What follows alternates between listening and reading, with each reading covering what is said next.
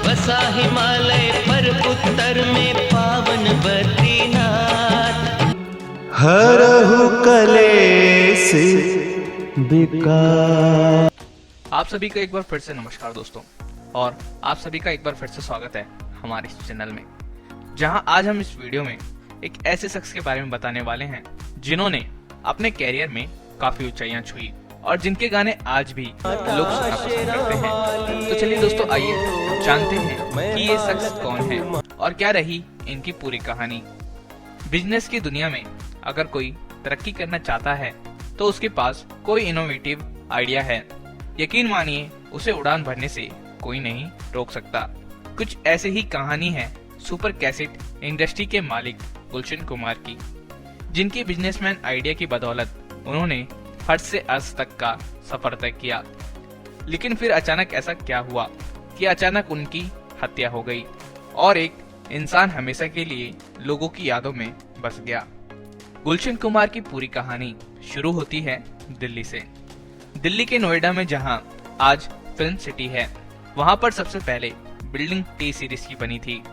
Super cassettes बना था जिसे गुलशन कुमार ने बनवाया था। आज यहाँ पर गुलशन कुमार के 2 स्टूडियो और सुपर कैसेट इंडस्ट्री का दफ्तर भी है। इनकी स्टूडियो में आज भी फिल्मों की शूटिंग होती है, म्यूजिक एल्बम बनते हैं। बात 80 के दशक की है।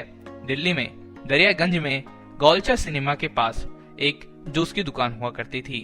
बचपन में गुलशन कुमार जूस की दुकान में बैठा करते थे। धीरे धीरे जब उनकी तरक्की हुई तो गुलशन कुमार के पिता ने एक बड़ी सी दुकान खरीदी थी। इसमें कैसेट और टेप रिकॉर्डर बेचने के साथ साथ रिपेयरिंग का भी काम होता था। यहाँ काम करते करते गुलशन कुमार के दिमाग में ख्याल आया क्यों न कैसेट इंडस्ट्री में जाया जाए। उस समय गाने ग्रामाफोन रिकॉर्ड पर बाजार में बिकते थे, वो काफी महंगा होता था। गुलशन कुमार इस आइडिया की तलाश में थे कि किस तरह से सस्ता कैसेट बाजार में लेकर आया जाए। धीरे धीरे उन्होंने नोएडा में एक स्टूडियो तैयार किया और छोटे छोटे कैसेट बनाना शुरू कर दिया। उस समय ऐसे सिंगर जिनको कहीं मौका नहीं मिलता था, वो उनको लेकर धार्मिक गाने गवाते थे और उन धार्मिक गानों की कैसेट तैयार करके फिर उनको मार्केट में भेजा करते थे। गुलशन कुमार की एक कैसेट काफी सस्ती हुआ करती थी और यही उनका वो इनोवेटिव बिजनेस आइडिया था जिसने म्यूजिक इंडस्ट्री में आगे बढ़ने का उनका रास्ता तैयार किया। वो सिंगर्स जो कभी छोटे छोटे फंक्शंस में गाते थे, वो गुलशन कुमार के स्टूडियो में आकर गाने रिकॉर्ड करने लगे और उनके धार्मिक गानों की कैसेट्स बाजार में बिकने लगे। कैसेट्स सस्ते थे और गाना गाने वाले सिंगरों की क्वालिटी लोगों को पसंद आती थी, इसलिए गुलशन कुमार का बिजनेस वहां से चल पड़ा। उस समय टिप्स और दूसरी कई ऐसी म्यूजिक कंपनियां थी जिनके कैसेट बाजार में आते थे, लेकिन उनके रेट से आधे से भी कम रेट में गुलशन कुमार अपने गानों के कैसेट बाजार में बेचा करते थे। म्यूजिक इंडस्ट्री में धार्मिक गानों से शुरुआत करने वाले गुलशन कुमार का म्यूजिक टेस्ट बदलने लगा और उन्होंने दूसरे गानों पर भी फोकस किया। उसके साथ ही कई ऐसे फेमस सिंगर थे जो super cassette industry T series के जरिए फेमस हुए। इनमें लता मंगेशकर, माने जाने वाली अनुराधा पौडवाल, कुमार सानू, सोनू निगम, सबीर कुमार, मुन्ना अजीज जैसे सिंगरों की आवाज को लोगों ने बहुत पसंद किया। किशोर कुमार की आवाज में एक कुमार सानू चल निकले तो मोहम्मद रफी की आवाज में गाना गाने वाले सोनू निगम भी लोगों के दिलों पर राज करने लगे और इसी के साथ ही सुपर कैसेट इंडस्ट्री दिनों दिन एक बड़ा नाम होता चला गया। शायद आप लोगों को याद होगा कि उन्हीं दिनों लाल दुपट्टा मलमल का नाम से एक म्यूजिक एल्बम सामने आया था जिसके गाने सुपर डुपर हिट हुए। बाद में इसी नाम से एक फिल्म भी बनी और फिल्म भी सुपर हिट हुई। कई सारे सिंगर्स को मौका देने के साथ साथ गुलशन कुमार ने कई संगीतकारों को भी मौका दिया। वो ज्यादातर नए लोगों को ही चांस देते थे और उन्हें उनकी सफलता का आसमान दिलाने के बाद उन्हें उनके उड़ान के लिए स्वतंत्र छोड़ देते थे। लेकिन संगीतकारों में से एक थे नदीम श्रवण। बॉलीवुड फिल्म इंडस्ट्री में अक्सर संगीतकार की जोड़ी हिट हुआ करती थी। उसी तरह गुलशन कुमार की सुपर कैसेट इंडस्ट्री में भी नदीम श्रवण की जोड़ी काफी पसंद की जाने लगी। सुपर कैसेट इंडस्ट्री ने अब दिल्ली से चलकर मुंबई में पैर पसार लिए। मुंबई में आने के बाद उन्होंने फिल्मों की म्यूजिकल राइट्स भी लेना शुरू कर दिया।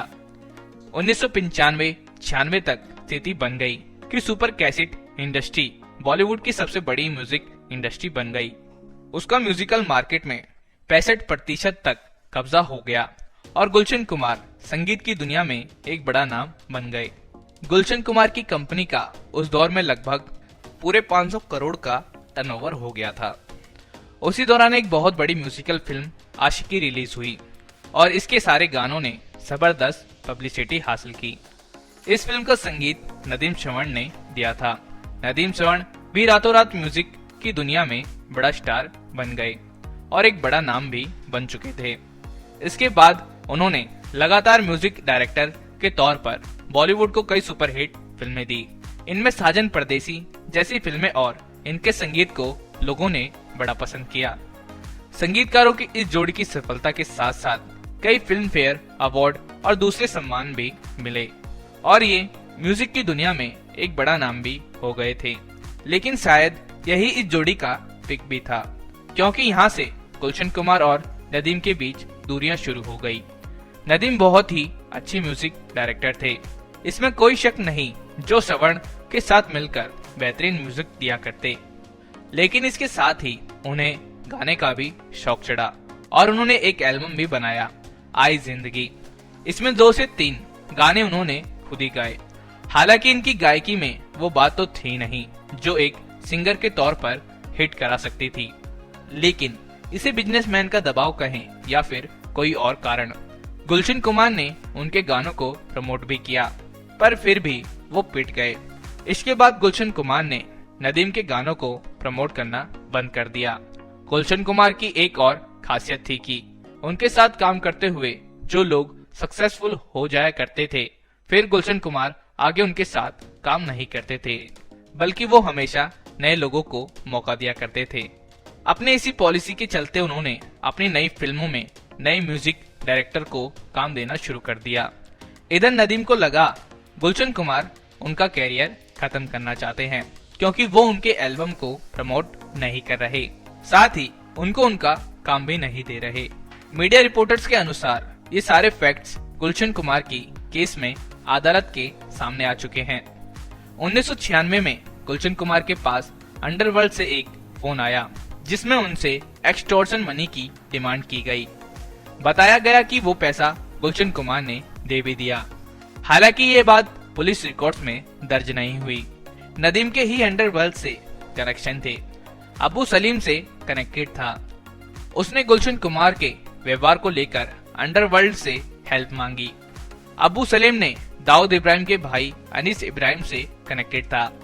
उसने गुलशन कुमार को फोन किया और कहा तुम हमें 10 करोड़ दो और नदीम के गानों को प्रमोट करो। इस बात से गुलशन कुमार परेशान हो चुके थे और वो पैसों की पहले ही किस्म दे चुके थे। उन्होंने अंडरवर्ल्ड को अपनी सफाई भी दी कि उनके पास काफी काम है। उन्होंने एक बार नदीम के गानों को प्रमोट किया, मगर वो चल नहीं पाए। मगर इस सफाई का अंडरवर्ल्ड पर कोई असर नहीं हुआ। वो पैसे और नदीम को प्रमोट करने के लिए गुलशन कुमार पर दबाव बनाते रहे। दूसरी बार गुलशन कुमार ने पैसे नहीं दिए। 5 अगस्त 1997 को एक बार फिर अबू सलीम का गुलशन कुमार के पास फोन गया कि तुमने पैसे नहीं दिए, ना पुलिस में रिपोर्ट की, तुम हमें हल्के में ले रहे हो। ये तमाम बातें गवाह के तौर पर गुलशन कुमार के भाई किशन कुमार ने अदालत को बताई। इसके 3 दिन बाद अबू सलीम का 8 अगस्त को एक बार फिर गुलशन कुमार के पास फोन गया जिसमें कहा गया तुमने पैसे नहीं दिए, इसके बाद अपने अंजाम के लिए तुम खुद ही जिम्मेदार होंगे। उस समय किशन कुमार भी वहीं बैठे हुए थे और वो सारी बातें सुन रहे थे। गुलशन कुमार अंडरवर्ल्ड से पंगा नहीं लेना चाहते थे, इसलिए पुलिस के पास भी नहीं गए। एक बात और सामने आई कि गुलशन कुमार ने उन फिल्मों के राइट्स लेना बंद कर दिया था जिसमें नदीम श्रवण का संगीत हुआ करता था। इसका सीधा मतलब ये था कि मार्केट के 65% लोगों तक नदीम श्रवण का म्यूजिक डायरेक्टर नहीं पहुंचा था। इस बात के लिए गुलशन कुमार को धमकाया गया। जुहू के सलेम एरिया में एक छोटा सा मंदिर था जहां गुलशन कुमार अक्सर जाया करते थे। उन्होंने इस मंदिर में अपने पैसों से काफी काम भी कराया था। उनकी इस मंदिर में आस्था थी, तो सुबह शाम वो वहां जाया करते थे। ये बात तो 12 अगस्त 1997 को सुबह 10 बजे की है, जब गुलशन कुमार जुहू के इसी मंदिर में पूजा करने के लिए गए और 10:40 पर जब पूजा करके वो लौटे तो उनका सामना 3 अनजान लोगों से हुआ, जिसमें एक लंबे बालों वाला था। उसने सबसे पहले आकर उनके गोली मारी। गुलशन कुमार ने अपने बचाव में जब एक तरफ भागना चाहा तो 2 लोग और सामने आए। उन्होंने भी ताबड़तोड़ गोलियां बरसानी शुरू कर दी, जिसके बाद हमलावर वहां से एक टैक्सी कर भाग गए। ये खबर बहुत जल्दी पूरे देश में फैल गई। उस समय महाराष्ट्र के गृह मंत्री गोपीनाथ मुंडे का कहना था कि गुलशन कुमार ने कभी उन्हें इस बारे में बताया ही नहीं। गुलशन कुमार की डेड बॉडी को दिल्ली लाया जाता है, जहां उनके फ्यूनरल में फिल्म इंडस्ट्री के वो तमाम लोग मौजूद थे जो गुलशन कुमार को चाहते थे, उनके काम से प्रभावित थे। सिर्फ नदीम वहां मौजूद नहीं था। इसके बाद पुलिस ने अपनी जांच शुरू कर दी और 16 अगस्त को जावेद और रफीक नाम के 2 लोगों को पुलिस पकड़ती है। उनसे पूछताछ होती है। अबू सलीम का नाम सामने आता है। साथ ही साथ ये बात सामने आती है कि मई 1997 में गुलशन कुमार की हत्या की प्लानिंग की जाती है। इसके बाद पुलिस दाऊद मर्चेंट को पकड़ती है, जो गुलशन कुमार पर गोली चलाता है। पर बाद में उसके दोनों साथियों को भी पुलिस पकड़ लेती है। लेकिन इसके साथ ये बात भी सामने आती है कि तीनों को गुलशन कुमार की हत्या के लिए 25-25 लाख रुपए दिए गए थे, जो टिप्स कंपनी के मालिक रमेश तौरानी ने दिए थे। इस कंपनी के सामने आने के बाद पुलिस ने रमेश तौरानी समेत 19 लोगों को गिरफ्तार किया और सभी पर मुकदमा भी चला। इनमें से दाऊद मर्चेंट को उम्र कैद की सजा हो गई, जिसका असली नाम अब्दुल राउफ था। बाकी सभी को बरी कर दिया गया। बचते हैं नदीम और अब्बू सलीम।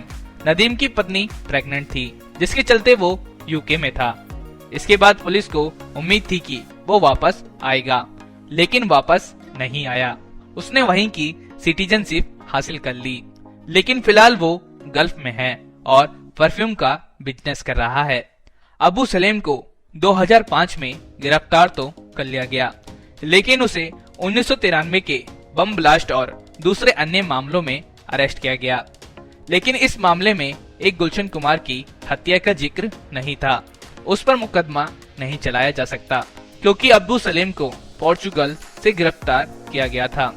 अब्बू सलीम को भारत लाया गया उन शर्तों के मुताबिक कि उस पर कोई नया केस नहीं लगाया जाएगा। तो दोस्तों, यही था वो मशहूर बिजनेसमैन जिसके गाने आज भी लोग सुना करते हैं। और ये पूरी जानकारी थी गुलशन कुमार के मर्डर से रिलेटेड।